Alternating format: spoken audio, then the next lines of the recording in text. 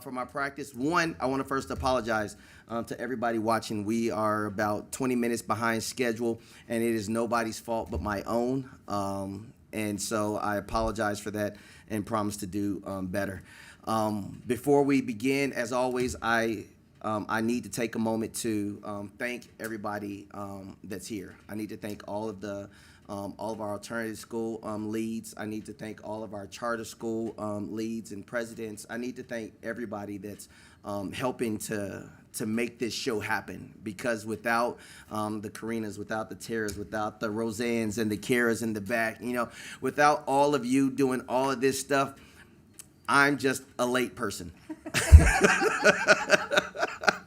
So it's because of all of you that these meetings are so insightful.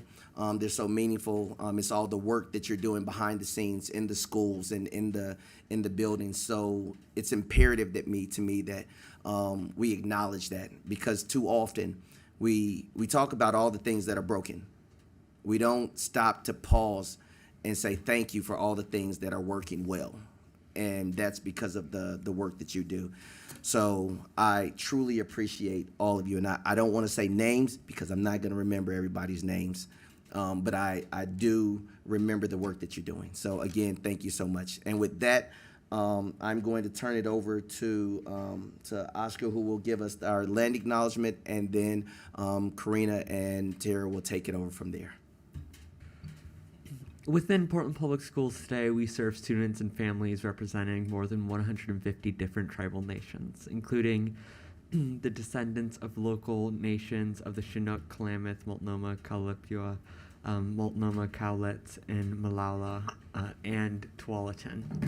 It is our obligation to teach accurate information, past and present, about the impacts of colonization and genocide on all of our students, and make visible the multitude of Native families and the many diverse ways Native communities and families are living in the present.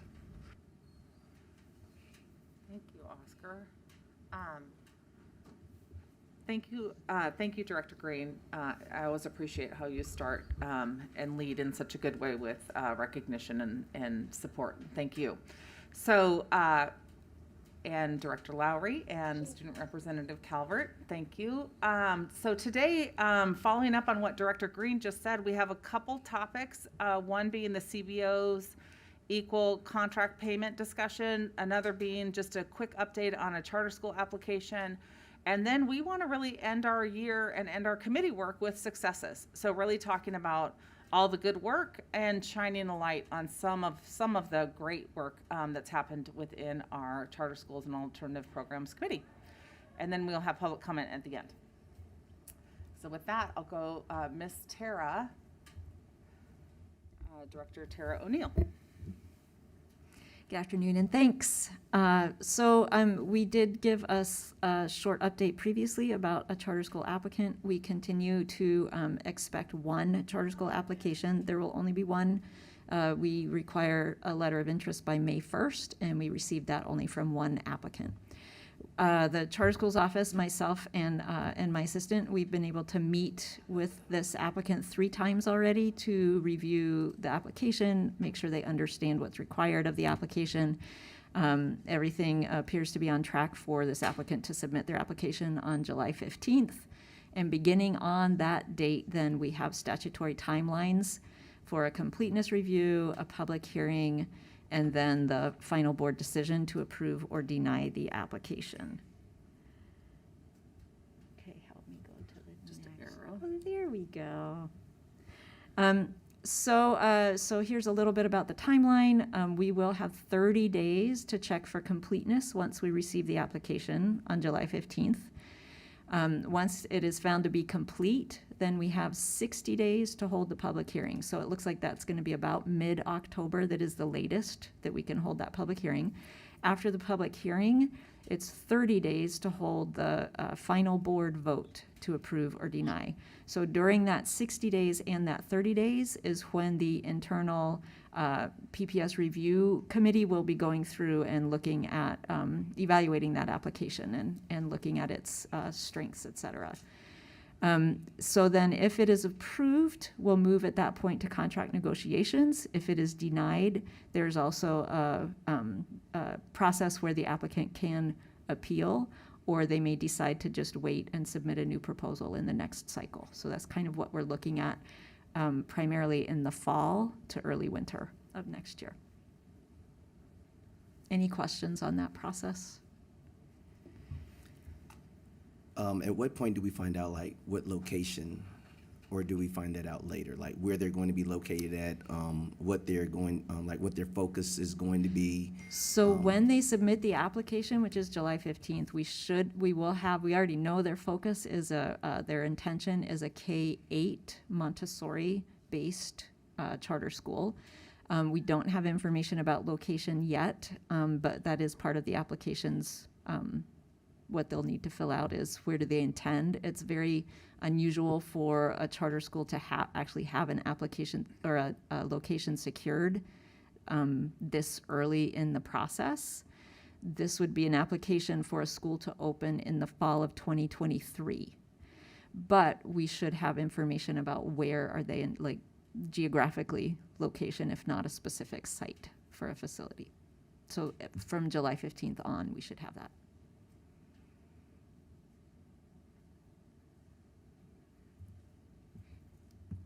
All right, so moving right along, Miss Erica is joining us virtually. Erica, we can't see you, just FYI. Your name looks beautiful. Thank you. Hold on one second. Let's see if I can get this video working here. My video is on, but it seems as though I'm a black screen when I look at what I should look like, but that's okay. That's how I feel today anyway. I feel like a blank screen. So Yeah, I'm sorry that you don't feel well, and thank you for joining us. no, of course not. Okay, I'm just going to continue even though Okay. my video can't be seen. So we wanted to provide an update because we know that during previous meetings that we had with this committee, in addition to other meetings we've had with some CBO leaders, that we had asked for information related to the possibility of giving equal monthly payments and looking at other payment options for our CBO schools, realizing the fiscal burden that many of them face with the current model. And we did establish internally that we cannot go outside of one fiscal year, and that each contract needs to be reconciled previous to the end of the contract period. So that would mean no reconciliation from previous year's budget in the following budget year. However, the team really has taken a deeper look into what flexibility there is with providing a variety of different options. And so we plan to engage with CBO leaders over the next month or so to be able to determine and kind of find a match between our district's ability to help support them as well as meeting their needs. So that's just a little look to the future, and hopefully we'll be able to tie things up within the next month or so as we proceed with next year's contracts. Next slide just points to some regulatory statutes regarding enrollment in alt ed for the edification of anybody who wants to look. And just skipping ahead to slide 12, just understanding a little bit more of kind of the current work that our district has been doing to try and meet these needs. As you know, we increased the portion of the net operating expenditure by extending 90% of that to CBO schools. And the second bullet here just kind of points to that work that we've previously done. And in the next slide, slide 13, understanding that we had moved also from 10 to 15% of our contract advances for schools. And these next two bullets, just speaking to what I spoke to a minute ago, just that we acknowledge that many of our CBO schools have inordinate strain due to economies of scales issues and meeting the needs of paying their staff in the early coming months. And so we really are open to discussing what these options may look like for each individual school, realizing that what might work for one school may not work for another school. And so all this to say, remaining flexible, trying to acknowledge the needs of our school communities, and continuing to talk with school leaders as well as district personnel to try and find a match between those two things.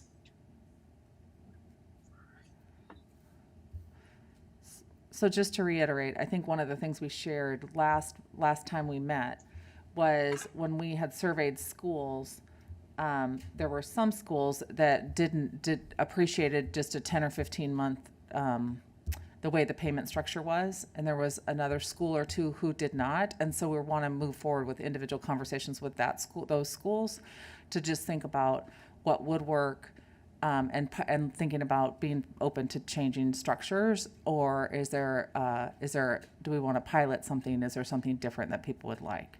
So we're very open to that conversation, just working with individual schools who've expressed a need to have it look different than how it currently is. So I guess I just want to be clear that, so some of the schools are smaller schools. It is what it is. Yep. Some of our smaller schools are saying that they would like to keep it the way that it is. Yep. Because they're comfortable with that. Our larger schools, the ones that are taking, 200 to 300 plus kids, are saying that they want something different. They need something different. So what I wanted to be clear on when I was saying that we need to have this in place by the next school year, was that going into this next school year, into this next budget cycle, for those schools that need equal payments, they need like 10 equal payments of this amount, that we are confident that, one, our system can support it. Two, they have executive directors and presidents and fiscal chief financial officers that can count better than I can. So it's not my job to say, or my place to say, hey, we don't want to do this because at the end of the season or the end of the year, you guys might owe us a lot of money, and then how are you going to pay us? That's not our job. Our job is to let them know that we can do this and that there's going to be a true up season. At some point, you're going to have to pay what's due. And if you don't pay it, then we're taking it from something else. We can figure that out, but to say that, I would like to see something in place by the next budget cycle as we get ready to roll into this next school year, that we have for those schools that are saying, we need this in order to survive, in order that we have something in place for them so that they don't have to worry about going another year of this up and down, in and out, high, low, high, low. And thank you for that. Sorry, Erica. I was just going to say that we agree. And so that's what Erica's referencing when she's saying, so we spent the spring, every spring we do site reviews.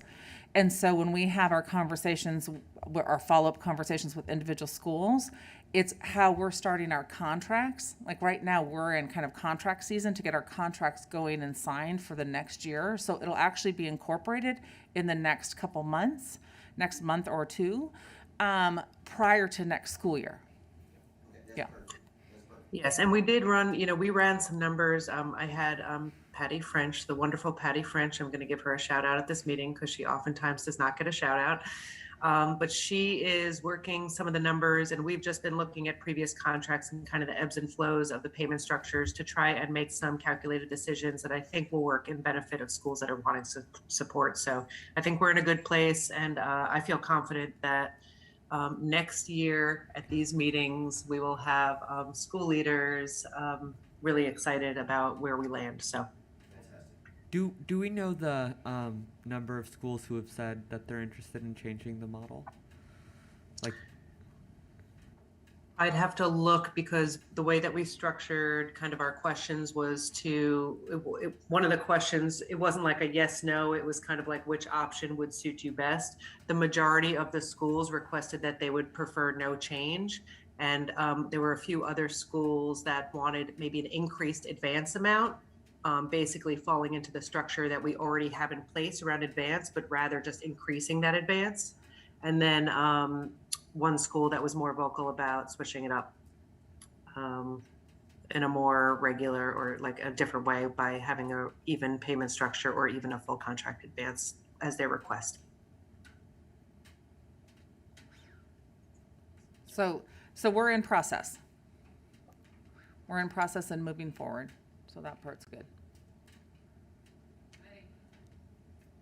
That was our direction to you after the last meeting, was to go forth and explore and check in with schools, because again, we don't want to do something that we think is good that actually harms some of our partners. So we understand that we have a variety of CVOs with a variety of needs, and we want to be responsive to all of them and make sure that changes we're making fit them. So I appreciate you all doing that work to touch base with all of our partners and make sure we're in alignment. Thank you.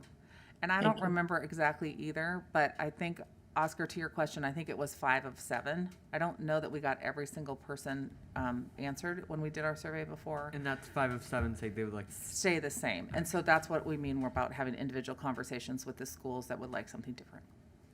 So that's where we're at. Okay. Okay. Director Green's over here cracking up because we got thank you cards from one of our charter school partners and from first graders, and they are the most adorable thing. One of mine had a heart-shaped cat on the back with heart-shaped eyes and a heart-shaped nose. They are works of art. So these are a lovely thank you gift. Oh, you have to show that smiley face. It's the cutest thing. So That's adorable. yes. I thought you might have also been cracking up at the picture of Director Green with students, because we're gonna, as we shift to school successes, one of the highlights was also just being in schools with students and watching them connect with Director Green and Director Green connect with them. So, yeah. So now we're going to shift, and Tara's going to, we do have one charter school here, but Tara's going to shift and talk about, and I don't know if Yes. Dr. J wants to do her slide or not, but we'll shift to charter schools. Dr. J, when we get to Portland Village School, I'm going to ask you to come up and share your successes. I've got a little bit about each school here, and really, we just ask schools, what are you celebrating this year? So here we go. Also, I did want to send Sunita's regrets. She just had to leave. There's just a lot going on at schools right now. So she was very happy to have been here for this amount of time, and then she had to go. And hopefully took some sweets. So the first school I'll talk about is Le Monde French Immersion, and they are a K-8 school. They received their designation as an International Baccalaureate IB World School this year. In addition, over 95% of their 8th grade students this year earned their Global Seal of Biliteracy, and 100% of their 8th grade students leaving this year have earned high school French language credits. So, in addition, some of their individual student accolades include that one of their 5th graders is a top 10 finalist for the Oregon in the Celebrate America writing contest of the American Immigration Council. And one of their 8th grade students is a grand prize winner for the Fair Housing Council of Oregon's poster contest. So the theme was "It's fun having all kinds of neighbors," and in regards to civil rights in housing. So.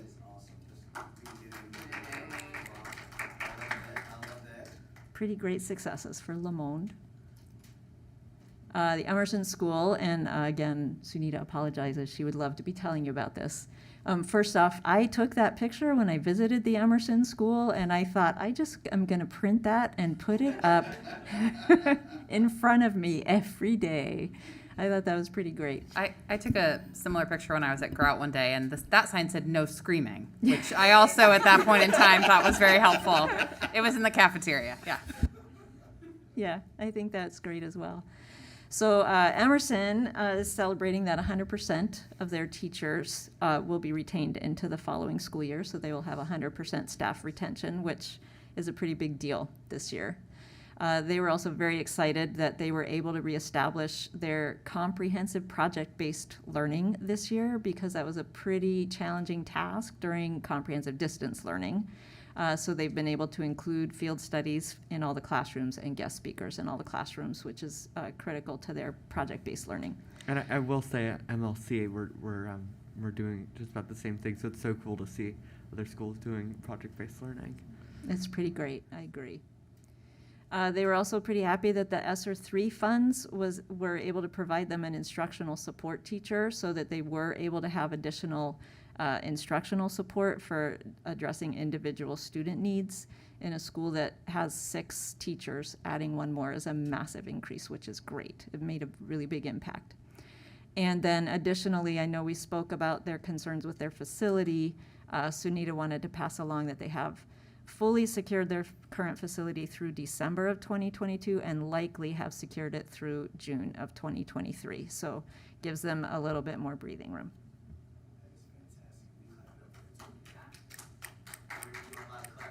Yeah. Dr. J, do you want to come talk about Portland Village School? Come on down. You're fine. You're good. Thank you. It's true. Anytime my school can make art, and we're learning about writing thank yous, so there we go. It's a win-win. And of course, I took off my glasses so I could see. All right, I'll talk with you. Oh, there it is. That's actually easier. Okay, so we've got a couple of really exciting, a couple of really exciting new things that we've been doing. One is this year we started a really effective new teacher mentorship program, which is exciting. We have a fairly large staff of 37 employees in our building, not including our special education folks, and we had 8 new teachers this year.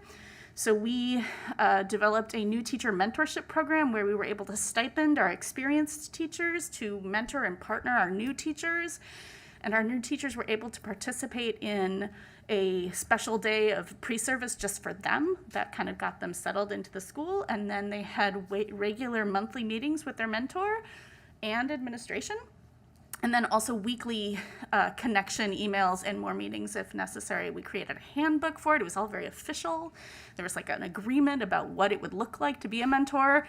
So super exciting. That was a big win for us. And the mentor teachers then in their committee work, that is their committee. So they get to participate as like a special PLC, working together on like, what's it like to be a new teacher? And how do we work together? And they also were able to partner with Stefan Fowler of Be the Solution, who was formerly of Resolutions Northwest. And so he's working with them on connecting restorative practices into their work as new teachers. So really exciting stuff. We also have a reading and math interventionist that was also funded through ESSER dollars, which is great. And we were able to provide interventions for 60 slots of kids. K-5, so that's pretty exciting. And then we have an expanded SEL program, also funded through additional funds. These ones are through SIA. And we are, with those dollars, we are having staff members get trained in restorative practices and collaborative problem solving models. And then we also purchased a Second Steps SEL curriculum. So that's really exciting. So our classroom teachers have resources that they can use in the classroom to teach students about how do you handle friendship problems and how do you take turns and what do you do when you disagree with somebody, that kind of thing. How do you deal with big feelings? So that's really exciting for the SEL approach in our classroom. And then we were also able to use SIA dollars to get a math specialist for 6th through 8th grades. So we have a co-teaching model for math in our upper school, which allows essentially 2-to-1 support in classrooms daily for math instruction at 7th and 8th grade levels, and 2-to-1 for intervention for 6th graders. So those are exciting things we're doing. Fantastic. Good deal. Thank you.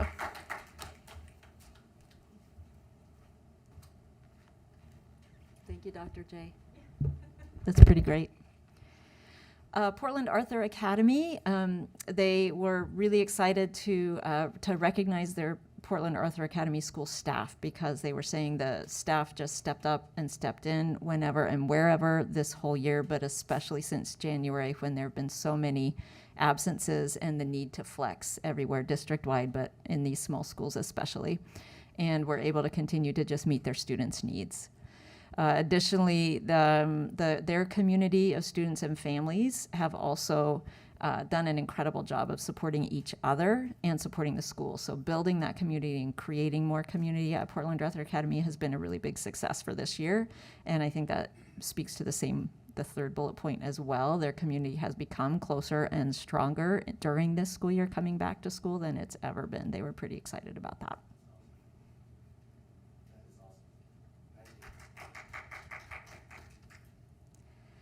And then Kairos PDX talked about their outdoor spring festival, which was very recent. It was organized by the Kairos Family Council, and over 300 people attended this spring festival. They had an art show, a talent show, face painting, all kinds of events. It was just a fabulous event. So what we can see here is the first Kairos leader with the microphone was a comedian, and his joke, which I will share because it actually made me laugh, was, how did a scarecrow get a Nobel Prize? Because he was outstanding in his field. See, right? Yeah, he's good. And other Kairos leaders sharing their talents in the picture here.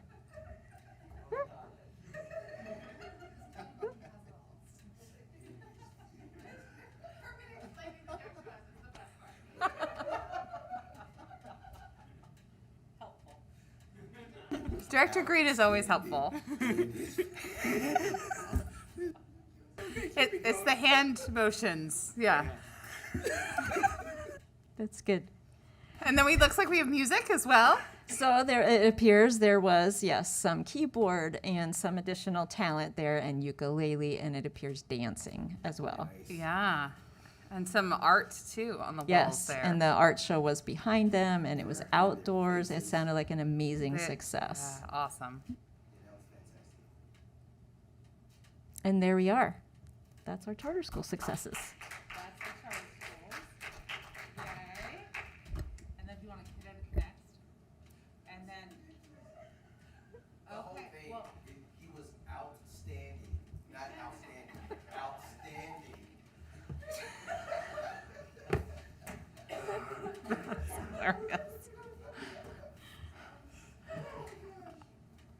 I just appreciate how it's the joke that just keeps giving. It's the gift that just keeps giving. I don't want to say to Herman, but that was not as funny as your reaction. That's good. It's good. We need some joy. Yes, for real. Okay, so so next is the alternative schools, and I will do the in-districts, and Oscar can help me with MLC, but Erica will chime in and support the contracted alternative schools. And then when we get to Mount Scott, Mr. Desjardins has a super surprise for us, which is great. So how's that for like excitement? Building suspense. Building suspense. So we'll start with Alliance High School. So Alliance High School, we went alphabetical. Alliance High School has been really successful, and it continues to expand as our prep schools. I just wanted to tell Erica that her camera is now on, and didn't know if she knew that, so no nose picking. Thank you. I was Okay. excited when it somehow worked. Worked. Thank you for Okay, letting I just me wanted know to that. warn you because I've done that before. Making those Thank you. Yeah. TikToks. It's good. No, that's good. That's very thoughtful.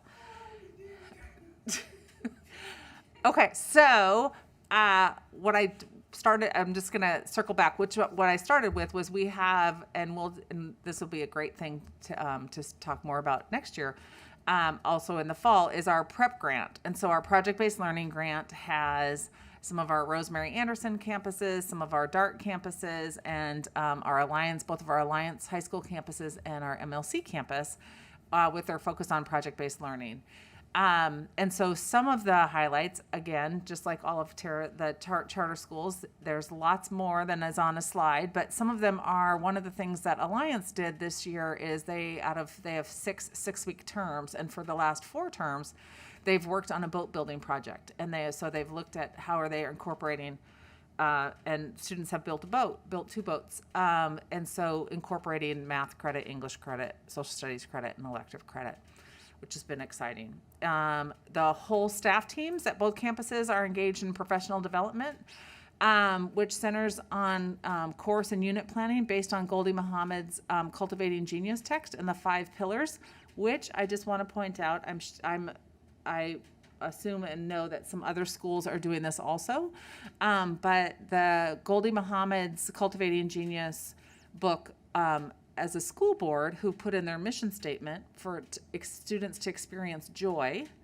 so does Goldie Muhammad has that as one of her 5 pillars. And so we're really looking at how are we looking at particularly our Black, Brown, and Indigenous students, and having culturally relevant and responsive pedagogy in which students are experiencing joy, and all students are experiencing joy.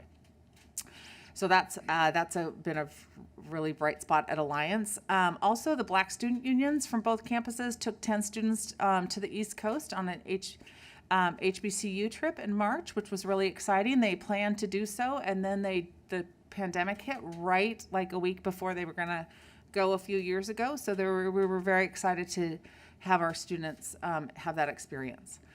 And then teachers one thing that's really exciting and really just thankful to our teachers is the teachers at our Alliance at Kenton campus got together this year with regard to illness, with regard to the epidemic of gun violence, with regard to a variety of challenges that families and students face. And they put together a schedule where teachers taught at least one period online. So they also were really trying to think about as a school team, how do they really keep attendance up and engagement up? And that was really unique to our Alliance at Kenton teachers. And so they just stepped it up really to meet the needs of their students.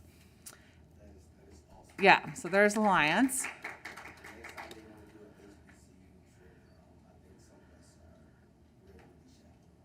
There you go. Erica, I'm going to hand it to you. Okay.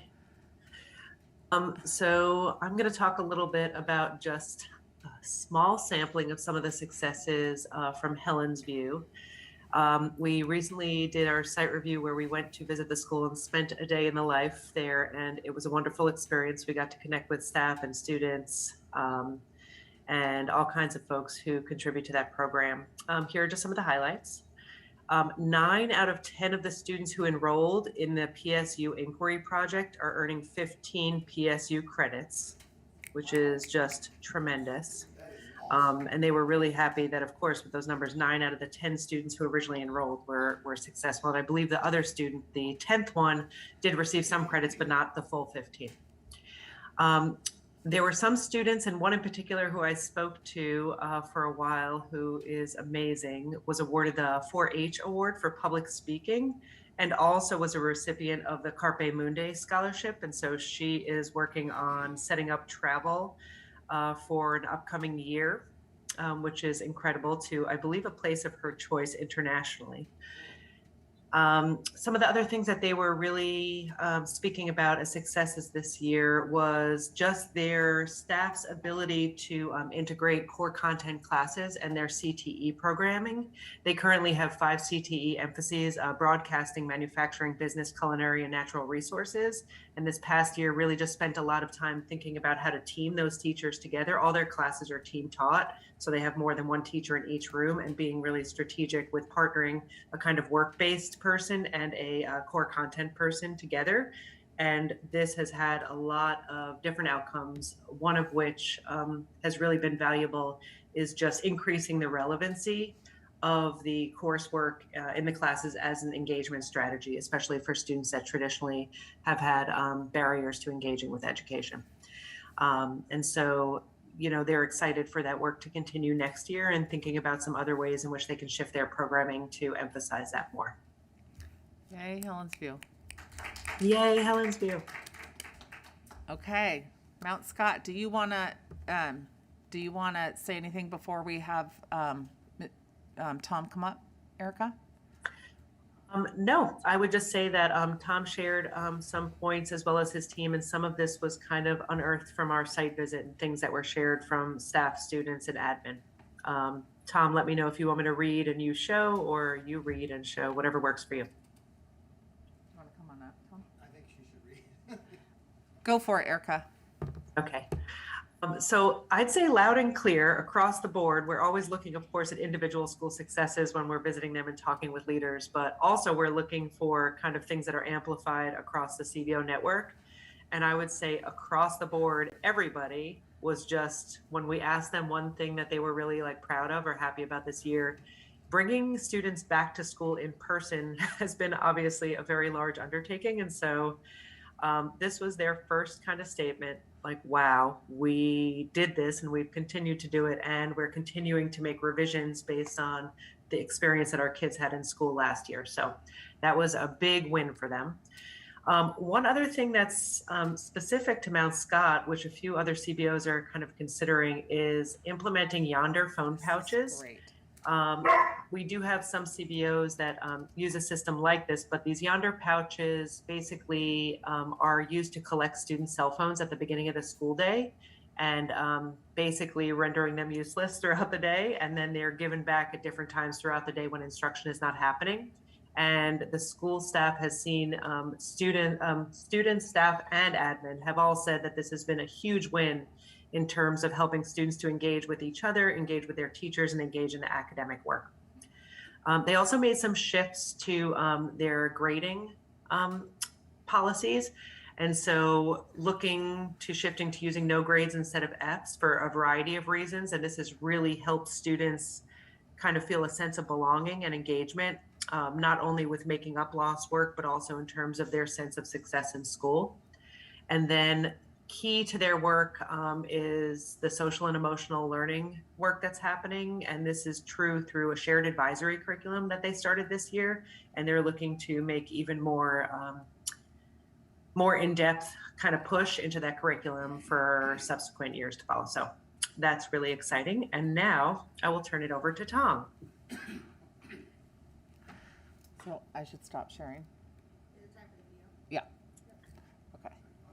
Cue the thumb drive. Well, we can have Tom introduce it. Yeah. Where am I?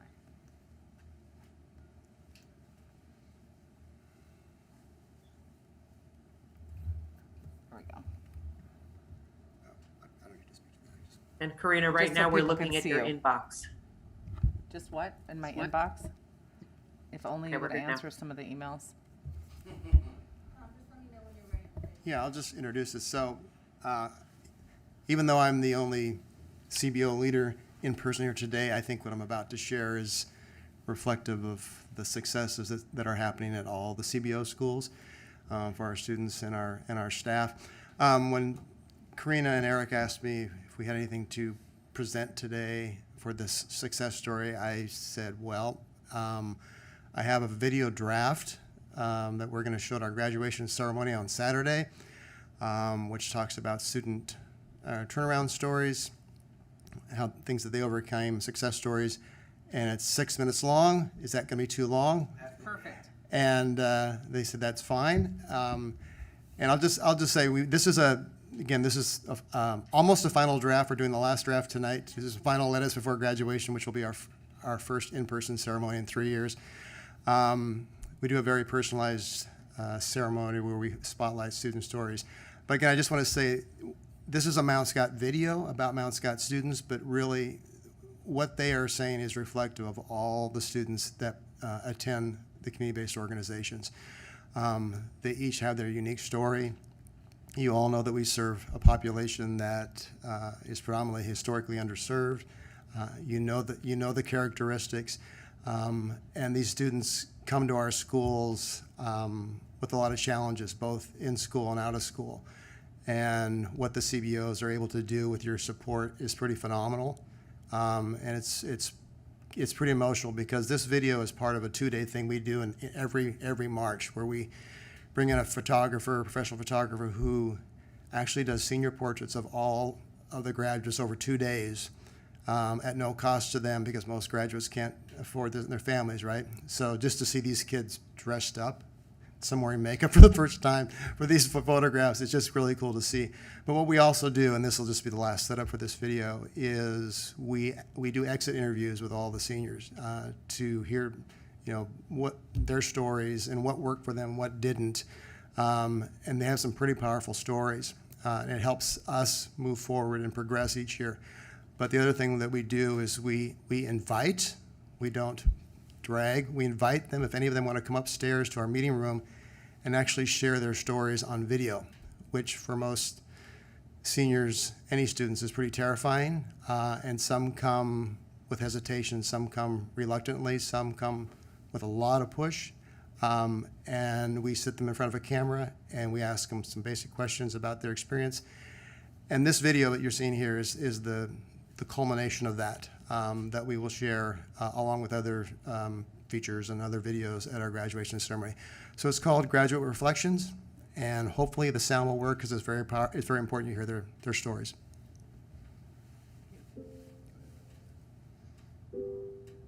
Life growing up was rough. I think that I was just born into the wrong household. There's just a lot of neglect and a lot of horrible things going on. My life before Mount Scott was a lot different than it is now. My freshman year, I was skipping school a lot and I wasn't really doing well at school at all. I didn't have no credits, no nothing. I had F's in every class because I was really just not doing nothing. When growing up, I was homeless. We kind of bounced around, moving around different places, trying to finish school. I just met this group of people, and it just really just let me down a very bad path of skipping class and not really worrying about my grades, and I was just getting into fights and just fighting a lot. I've always been a kind of shy kid, and when I went to high school, I started having more mental health problems, and I had to take a break from school and all that stuff. Middle school was really hard for me because I lost the friends that I did have, and the friends that I did make weren't that nice and they weren't too great. I was introduced to drugs at age 13, progressed into my high school career. It started getting worse and worse and more frequent. At my previous school, I didn't really fit well into the school. At that point in my life, I really just didn't want to go on. Before Mount Scott, I went to 3 different schools in 1 year because we were moving from shelter to shelter after my parents had split up. Most of the time it was just one room for me, my mother, and my 3 younger siblings. Because I was such a class clown and I was always joking around, people openly would tell me I don't think you're gonna make it in life. I started to actually think, okay, I'm probably not gonna go nowhere in life, so I might as well just fall victim to the streets. I was struggling a lot sophomore year, and I decided to try a different program. It wasn't Mount Scott, and Doozy was my therapist at the time, and she was like, well, I can always put a position in for you to go to Mount Scott. You can start online school there, and it's been great, honestly. I have nothing but love for the teachers and the staff here.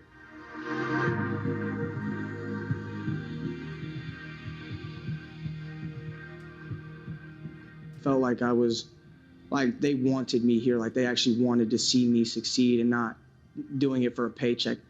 The teachers really care about me, and the students are nice to me, and I have so many friends, and I feel like my expectations here were surpassed. It's so much different, and it's so much better than anything that I've ever experienced. Everybody's super kind and super willing to hear your story and willing to help out no matter what the problem is. The staff and all my teachers are so welcoming, and I genuinely felt like I had connections with some of my teachers. They really do care about your well-being and your success. At my previous school, I wasn't really getting help and on my work and stuff, and at Mount Scott, I came here and it's teachers would really break their backs to help you and to get you on the right track. The feeling of knowing that I can leave my class and I can go and I have somewhere to sit and I have people that support my decision to calm down, that's really important to me. Mount Scott worked for me because it's such a caring and friendly environment that I feel like no one can stand out. Everyone is very welcoming here. Even for online school, I felt a lot connected to my teachers and my peers. After coming to Mount Scott, they kind of made the possibilities clear to me, more easy to understand, so I feel like I can do it. I feel like I need to graduate mainly for my mom, not even for myself, because my mom wants to see me succeed so bad and she doesn't want to see me fall down. I feel obligated to do better, and I push myself every day to not give up. I'm so thrilled to even hear the words, I graduated high school. To my family, it means a lot to them that I graduate. I want to like give my mom my diploma and just be like, here, like, I know you were worried about me, but like, I did it. After I graduate Mount Scott, I plan to do 2 years of college, and I'm going to study psychology so that I can help youth out that have been in my shoes. I've applied to 3 colleges and I've got accepted into all 3. I want to be an electrical engineer. That's what my grandfather did, and he worked so hard and he set my family up, and I want to be able to do that for my family. To the staff at Mount Scott, I genuinely don't know where I would be without you in a school or learning setting, especially. To the staff of Mount Scott, thank you for not giving up. To the staff of Mount Scott, I thank you dearly for everything you guys do. Just doing your best to teach us and make sure we have a future. All of you, not just 2, not just 3, all of you did a very good job at helping me realize that my life was worth something and that I could be more than just a jokester and a troublemaker. It was really nice to have teachers that believed in me. Thanks to a lot of the staff members at Mount Scott, I've gotten tons of support that I would not have been able to get at any school. Without Mount Scott, I wouldn't be where or who I am today. See, I'm gonna cry.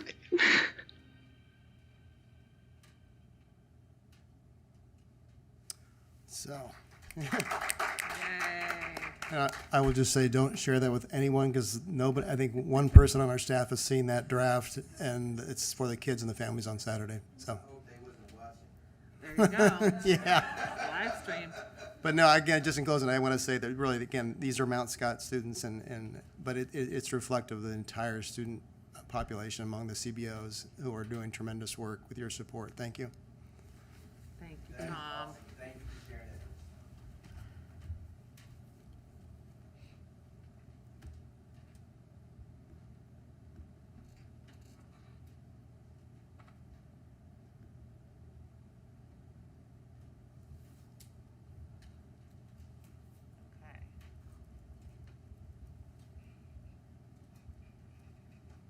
Okay, next one.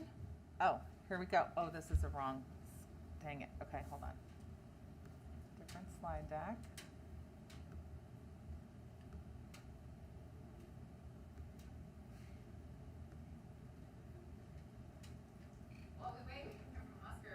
Yes, that would be wonderful. We are doing, well, I think it's great that we're back in person. That's always a good start.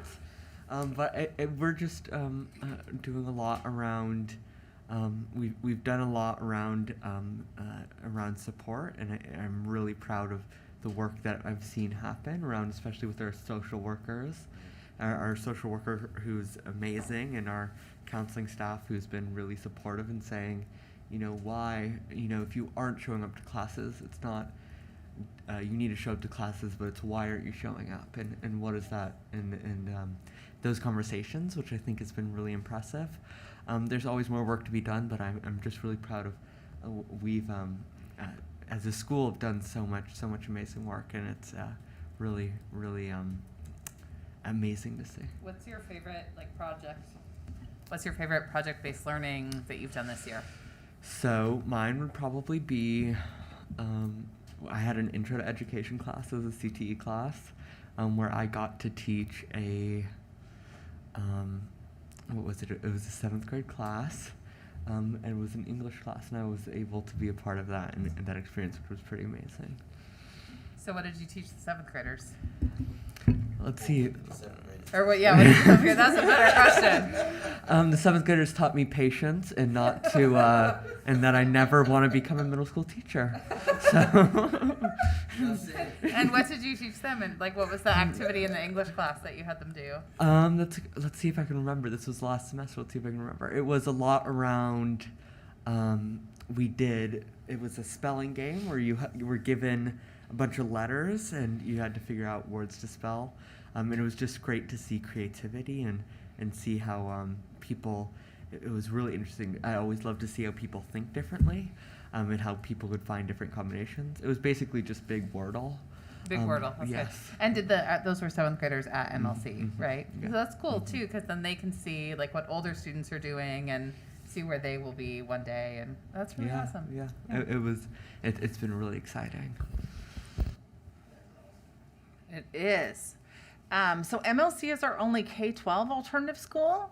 And so one of the things that has happened, it has a long history of focus on experiential learning, and we have added and integrating project-based learning with that, as Oscar just shared. So just a couple, there's very many things, but just a couple things is they recently took the 4th and 5th graders for a 3-night overnight to this up in the San Juan Islands for a place-based learning. MLC has expanded their social emotional learning and supports with their restorative justice coordinator to support students.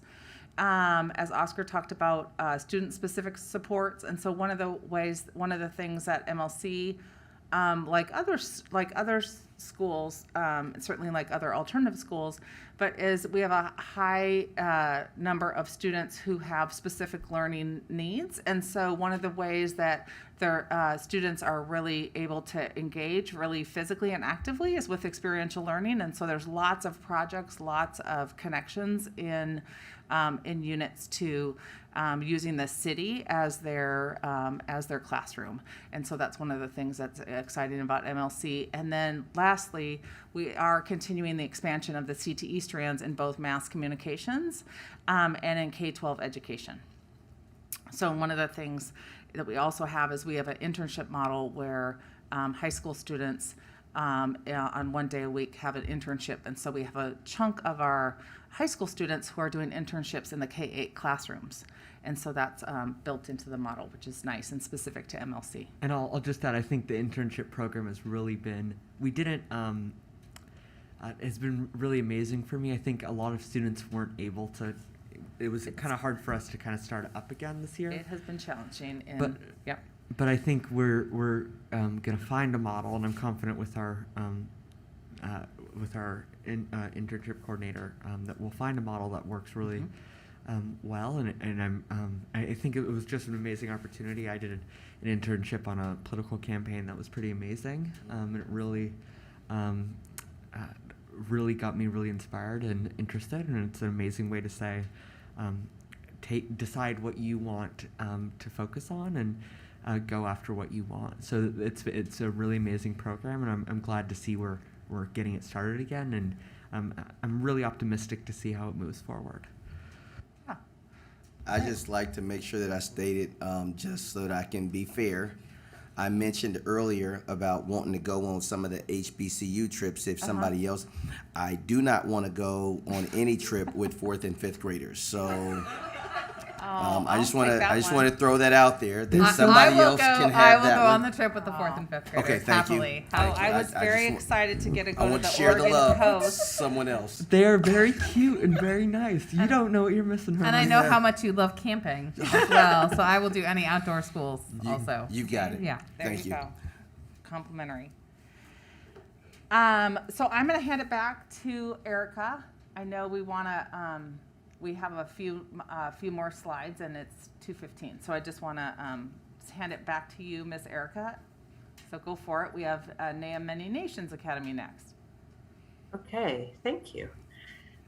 So at NAEA, also once again, many things to be proud of this year, but some highlights that they had 6 students who received PCC Future Connect scholarships, which was really great. They also successfully implemented their first intersession, which was kind of based on, the tenets of project-based learning in April. And they just indicated that this was such a wonderful way to engage the students in this kind of cross-curricular work, which is something that they've worked really hard at implementing over the last several years. In this specific intersession, which like all the students were involved with, students built a gas-powered camping oven. I saw many pictures when I was visiting, and it was pretty cool. And they also went camping as a group, which was great because it helped kind of bridge the curriculum to life and Indigenous ways of being as well, and helped to build relationships and connection with one another. And they actually brought the gas-powered camping oven with them on their camping trip and used it. So that was really, really cool. Many pictures of them gathered around that, eating delicious food. And one highlight that they pulled out, which I thought was great, is that we met with the teachers when we did the site review, and one of them, I guess, has been collecting. We watched them read some Shakespeare and do some dramatization of some Shakespeare plays. But students read over 2,300 pages in their ELA classes. They thought it would be a fun kind of activity to actually count the number of pages they were reading as a class. So it was kind of a highlight for them. And I think the students were just really impressed, like, oh my gosh, I can't believe we read that much.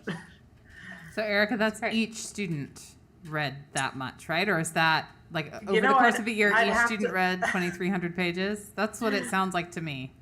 I'd have to look into that to get that detailed information for you. Well, I'm just doing the math because if you have 20 kids, that would only be like 100 pages each kid. So I'm assuming that's the class. each kid. Those are the assignments. Yeah. Yeah, for that's each amazing. student. Yeah. Yeah. Yay, Naya. It's like it's almost like a board packet. There you go. Almost. All right. Open school. All right, open school. Here we go. So of the students who have started with them in the fall of 2021, 45%, roughly 45% of our students of that, there's a 95% retention rate as of today, which was this week. So that basically means that their students that were with them earlier this year have remained with them, which is no easy feat with the population that they serve in this day and age. Also, they made some huge culture gains. They reduced their overall referral incidences by about 75% compared to 1920. And they've only given 2 referrals for the same single incident, which is a testament to the work that they're doing to kind of build community and school climate in their school. And another kind of piece of data is that they saw students pass classes almost twice the frequency as this time last year. Also a testament to all the hard work they've put into making sure that students feel seen and connected with, and kind of plays into all these other kind of data points that are raised here. So good job, open school. That's fantastic. And they serve a hard population. So these numbers are pretty amazing when you think about the community of students that they're serving. So kudos, our hats go off. Absolutely, and especially in the community that they're actually located, that community has seen its share of atrocities this year. And so, I mean, this really is a testament to the hard work of their staff. We'll go to PCC, Gateway to College and Yes to College. And so they were particularly excited, with the school not being fully open in person this year. They definitely had their trials and tribulations related to connecting with students, but they have a super strong case management structure in place, which basically allows high school students to earn college credits at the same time as working towards their diploma in some cases, or completion with their GED. So they kind of amplified some elements of their case management system to support students while they were progressing in their courses. And this looked like everything, just to cite some examples that were shared of, programming students in particular classes with particular professors, knowing that there were some that might be a better fit for certain students. So really creating tailored programs for students, whereas in the past it might have been more like, these are the courses you need, here are the classes that are offered, let's look at it from a time-based perspective of how you can fit, but really being strategic with like the personal connections, knowing that that was of high value to the students that they serve. Like all the other schools, I'm just so proud of the resilience of their staff and fit in face of the various changes, and especially at PCC with some structural changes that they're making to the college. So everybody just kind of like working their best to try and work within a lot of change and movement.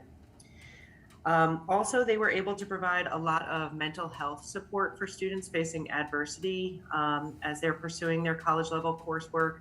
This was something that was shared from the student panel as being really important in not only having the systems in place, but also hiring people that are well versed in the impacts that mental health can have on their progression in school, which I think is definitely worth noting, because I think that is something that should be considered and amplified across our district.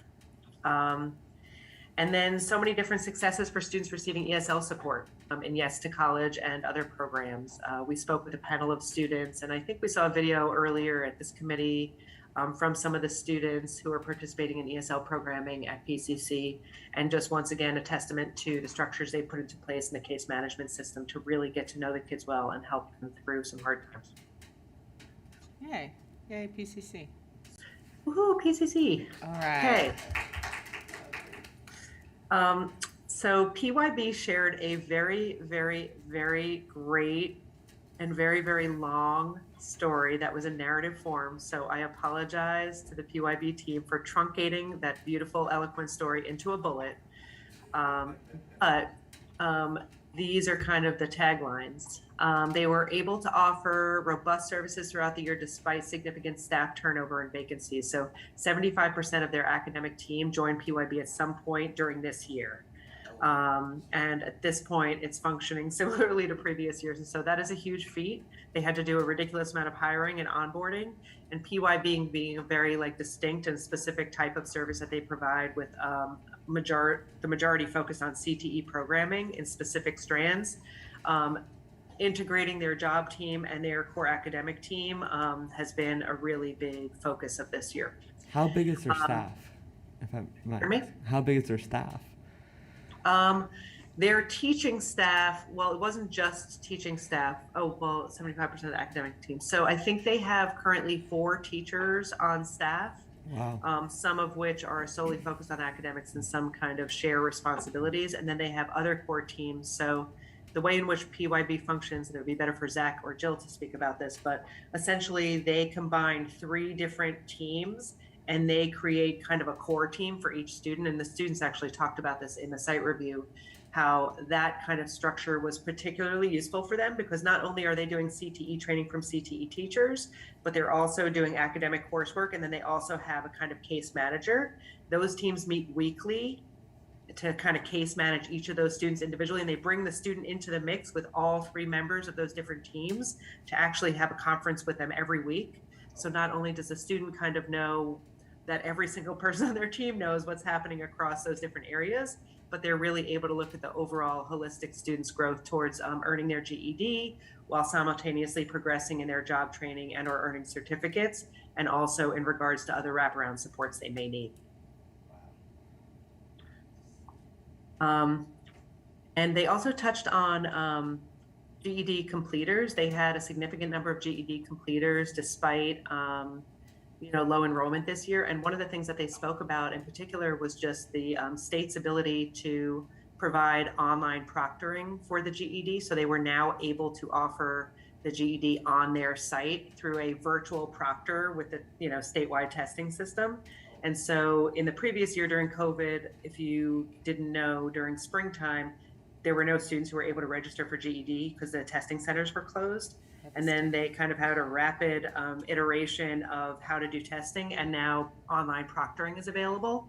But only with the supports of the PYB team could these students have kind of felt like they're stepping into a nurturing testing environment, because as you can imagine, many students who are putting all their energy into passing these 4 GED tests, there's a lot of pressure involved. And so now being able to offer it on site has been a huge win for the students and community of PYB.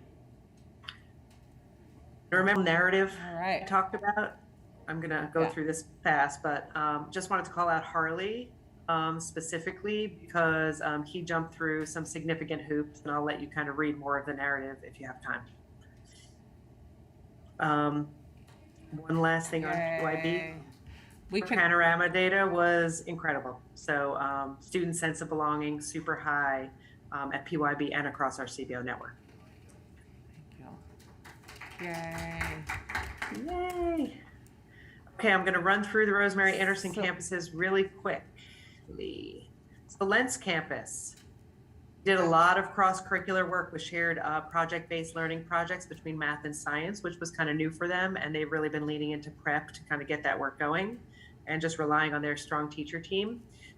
They initiated incomplete days with specialized support to rectify incompletes or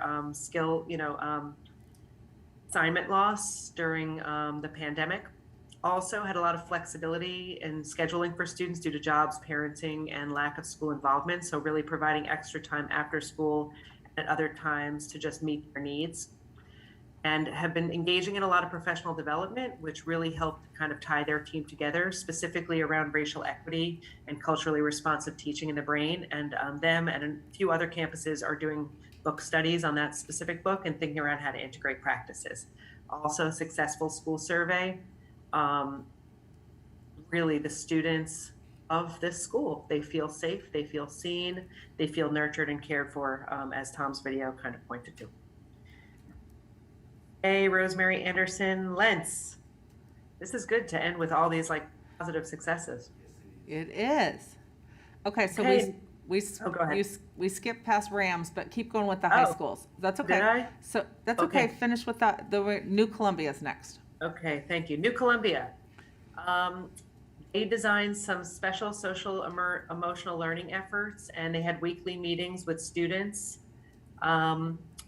Also, they were doing these regular connection points with students where they were basically going over all of their academic work as well as wraparound supports. They have ongoing PLC efforts focused on culturally responsive teaching in the brain. They were using a lot of testing data, and it was integrated into learning interventions, which is something that they kind of had a big focus on this year. Also, a lot around inclusivity and assemblies, basically pumping students up and making them feel proud of their successes. And one of the ways in which they kind of integrated some new things was adopting mindfulness moments into their daily practice and bell schedule. So they actually changed their bell schedule to include mindfulness moments where students are silent and just kind of reflecting, which is a continuation of work that they've done with some organizations to support with that. And then they had a senior focus Wednesdays where seniors could get extra support, which was really useful in helping to get those students to the finish line.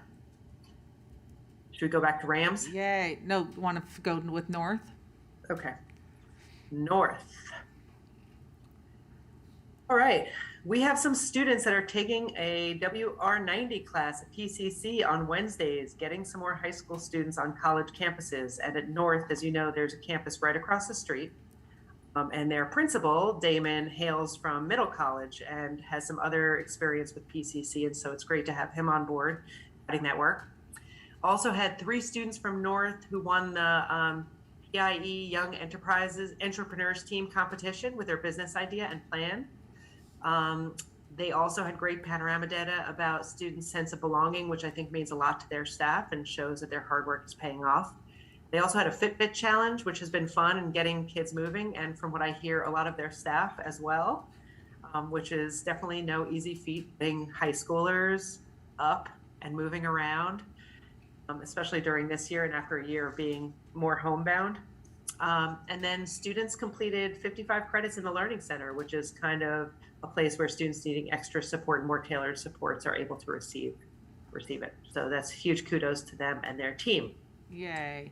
Okay, so those are the 3 high school campuses, and then we have Rosemary Anderson Middle School, which we also call Rams. Yes. They were very excited about these new award ceremonies that that tie the community together this year, and it really promoted a sense of care for the students and staff. They have some standing awards. Then what I love to hear is that each week, just in the nature of being so nimble and flexible, they created all kinds of fun and wacky awards that kind of met the needs to ensure that every single student got awarded several times. And so it just is a testament to not only having students kind of reach a bar, but really trying to fit the kudos to the student based on their growth. And so they were super proud of that. And then also just using more formative assessment in their class curriculum. It's helped students feel like the work is really more relevant and meets their needs. And just sitting with students more and getting more individualized time to see what's working and what's not, which is especially critical at that middle school age.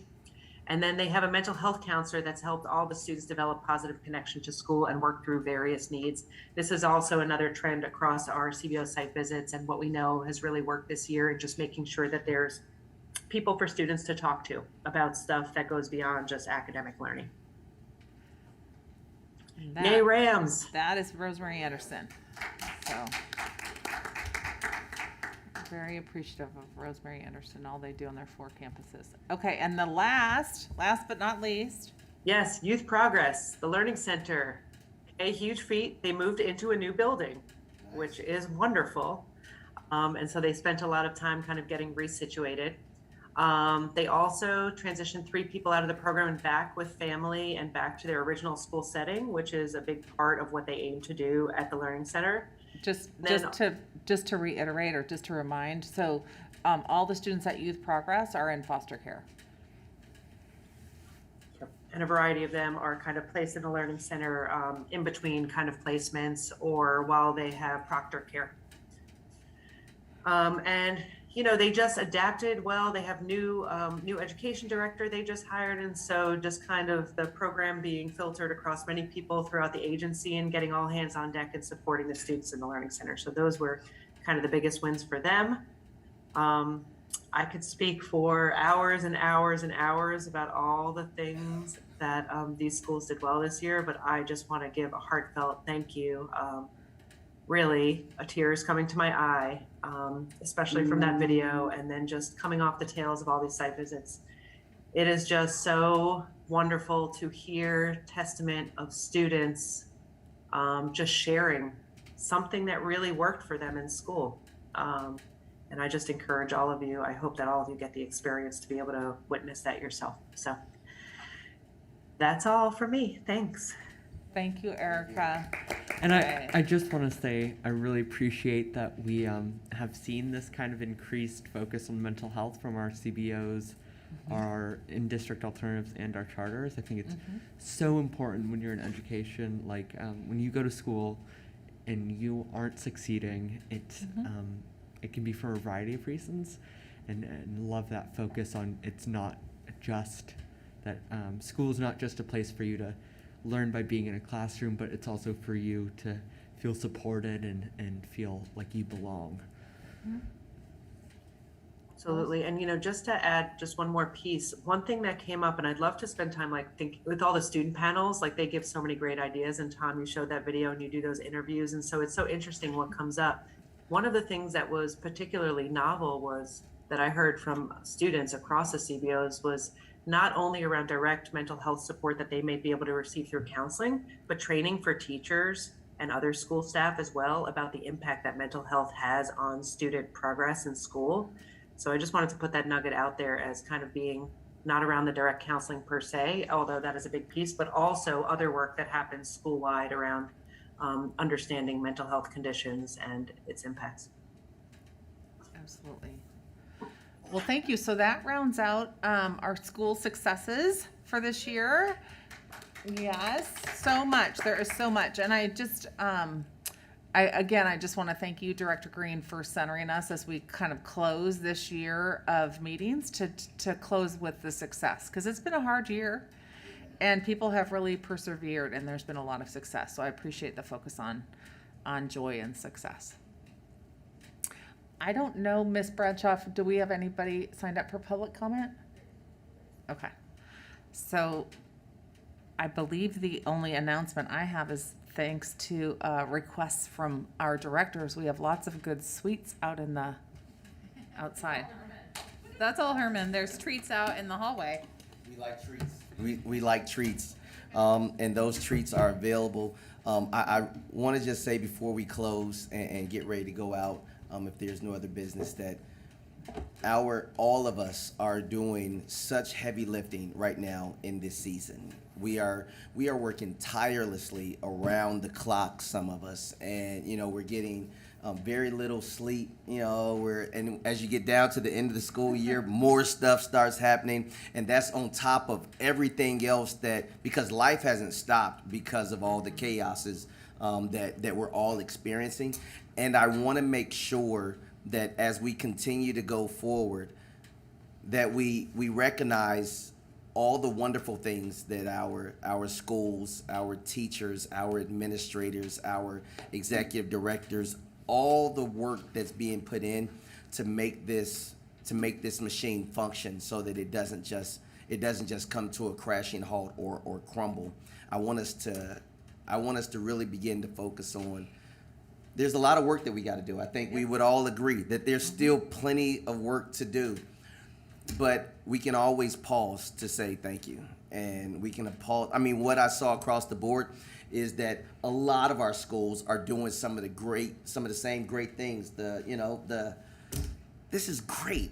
And I'm excited to see so much more of this. And I would love it for our meetings to make sure that every year when we get ready to close out, that we finish with what we did well. And then when we get ready to start the next year, let's talk about the things that we're excited about, what we're hopeful for, what we're hoping to see throughout this year, so that we have something to grade ourselves on. How good did we get or do in getting those things or doing those things, so that we can monitor our own progress as a unit, because we're one big team in this room. It's not a us and them, it's a we, because we are trying to make the system better, all the systems better for all of our students. These are our kids, and we all have a responsibility to them. And so I'm just grateful for this amazing team.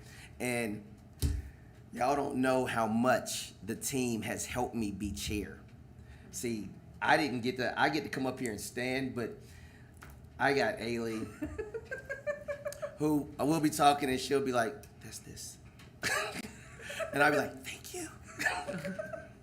And then I've had Preachers got to stick together. Thank you. And then Oscar, who's been working tirelessly to like build up our voices, our student voice for all of our, just making sure that as far as like the district council goes, that we have students from the charter schools and the alternative schools, that they recognize that they're part of this system and their voice matters too. So let's not leave them out when we start thinking about council. And that's one of the things that Oscar championed, and we're excited about the future of that and what that's going to look like. And so I'm grateful. Amy is not here. She's the other half of and she also has a wealth of knowledge and history and been doing this.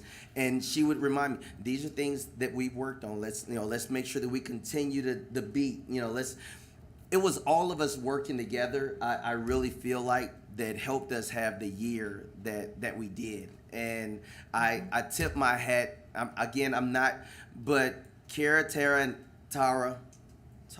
It's not Tara. Tara. Is it Tara? I said You it were right the first time. I said it right the first time. I'm not going to stop correcting myself. I'm talking to myself now. The problem is when I start answering myself. Pray for me. Don't It's do that. because you're outstanding in your field. In my field. But you three have done an amazing job.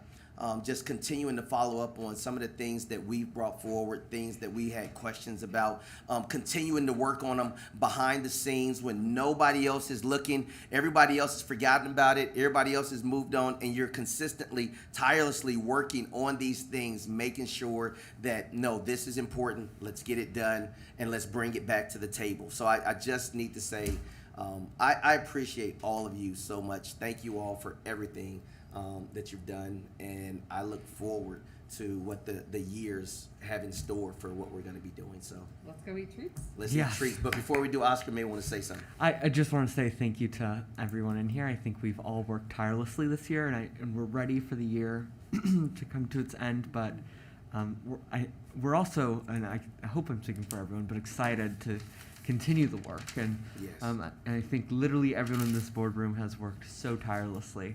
And I just wanted to extend my gratitude for all of you. All right. With that being said, this meeting is adjourned. Right. Let's have Yay. some cake.